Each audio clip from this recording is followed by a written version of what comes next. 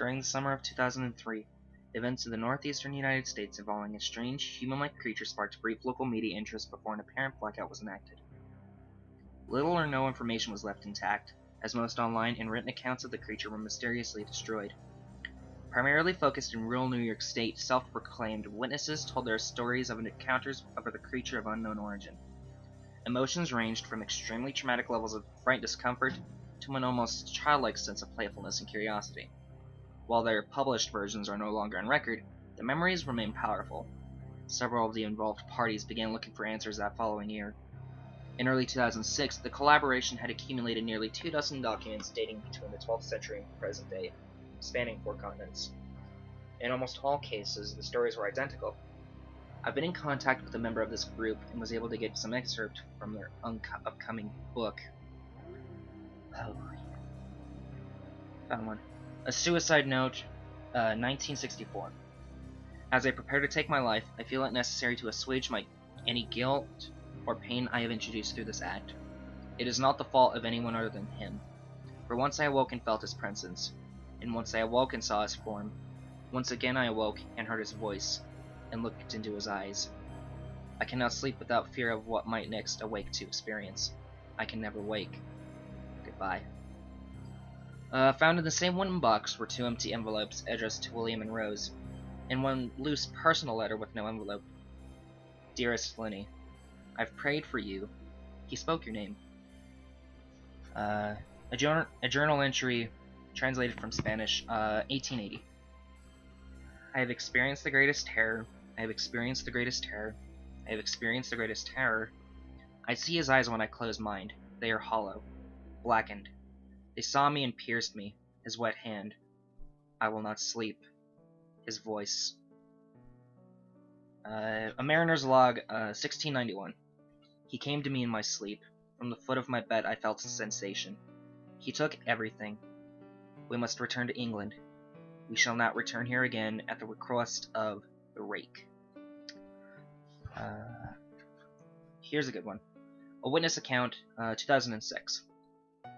3 years ago, I had just returned from a trip from Niagara Falls with my family for the 4th of July.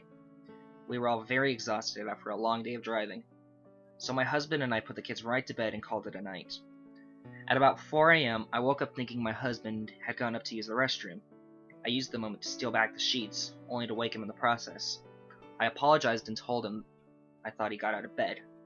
When he turned to face me, he gasped and pulled his feet up from the end of the bed so quickly his knee almost knocked me out of the bed. He then grabbed me and said nothing.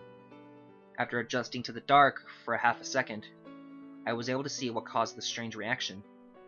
At the foot of the bed, sitting and facing away from us, there was what appeared to be a naked man, or a large hairless dog of some sort. Its body position was disturbing and unnatural, as if it had been hit by a car or something. For some reason, I was not instantly frightened by it, but more concerned as to its condition. At this point, I was somewhat under the assumption that we were supposed to help him.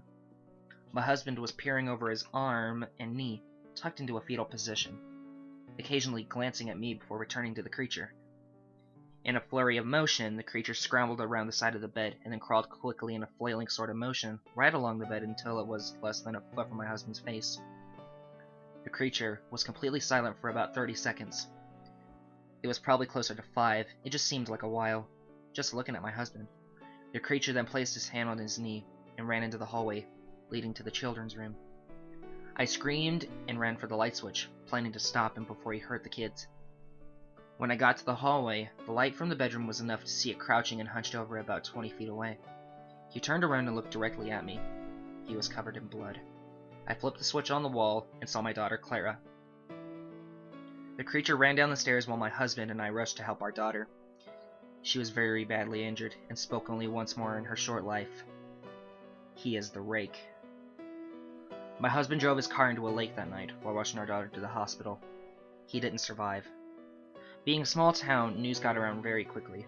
The police were helpful at first, and the local newspaper took a lot of interest as well. However, the story was never published, and the local television news never followed up either. For several months, my son Justin and I stayed in a hotel near my parents' house. After we decided to return home, I began looking for answers myself. I eventually located a man in the next town over who had a similar story. We got in contact and began talking about our experiences. He knew of 2 other people in New York who had seen the creature we now refer to as the Rake. It took the 4 of us about 2 solid years of hunting on the internet and writing letters to come up with a small collection of what we believe to be accounts of the Rake. None of them gave any details, history, or follow-up. One journal had an entry involving the creature in its first 3 pages, and never mentioned again. A ship's log explained nothing of the encounter, saying only that they were told to leave by order of the Rake. That was the last entry in the log. There were, however, many instances where the creature's visit was one of a series of visits with the same person. Multiple people also mentioned being spoken to, my daughter included. This led us to wonder if the Rake had visited any of us before our last encounter. I set up a digital recorder near my bed and left it running all night, every night for 2 weeks. I would tediously scan through the sounds of me rolling around in my bed each day when I woke up. By the end of the 2nd week, I was quite used to the occasional sound of sleep while blurring through the recording at 8 times the normal speed. This still took almost an hour every day. On the first day of the 3rd week, I thought I heard something different. What I heard was a very shrill voice. It was the Rake. I can't listen to it long enough to even begin to transcribe it. I haven't let anyone listen to it yet. All I know is that I've heard of it before. And now I believe that it spoke when I was sitting in front of my husband. I don't remember hearing anything at the time, but for some reason, the voice on the recorder immediately brings me back to that very moment. The thoughts must have gone through my daughter's head that make me very upset.